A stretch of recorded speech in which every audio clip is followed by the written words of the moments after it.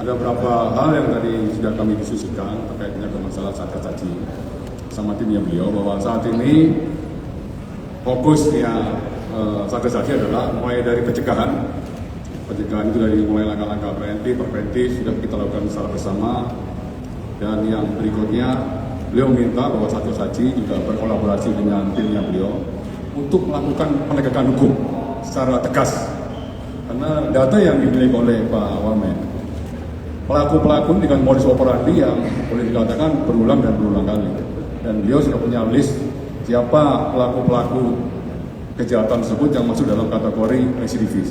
Karena satu orang bisa melakukan penipuan dari data yang dimiliki lebih dari 100 kali. Nah, ini perintah dari beliau, betul-betul Satgas ini tahun ini harus betul-betul melakukan penegakan hukum secara tegas dan profesional.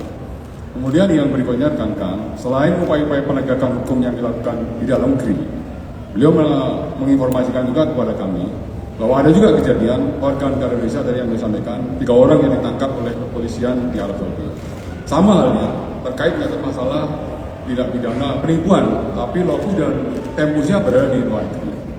Oleh karenanya, kepolisian nanti berkolaborasi dengan Kementerian Haji dan kemudian dengan KBRI yang ada di Arab Saudi untuk mencoba untuk mengkomunikasikan dan bagaimanapun warga negara Indonesia yang berhadapan dengan hukum di negara lain, kewajiban negara adalah juga memberikan bantuan hukum.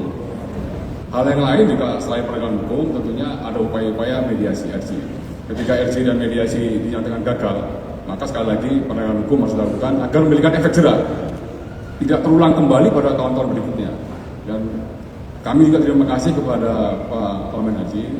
Permasalahan-permasalahan hukum di dalam negeri mungkin bisa kita selesaikan secara cepat. Tapi ketika permasalahan-permasalahan hukum yang terjadi di warga negara Indonesia yang ada di Arab Saudi, karena untuk haji ini ada yang ada di Indonesia, mulai proses pemberangkatan, kemudian proses pelaksanaan ibadah sendiri yang ada di Arab Saudi, ini juga ada hal-hal yang negara harus memberikan perlindungan kepada warga negara, dan juga harus ada komunikasi antara counterpart, antara kepolisian Indonesia dengan kepolisian Arab Saudi.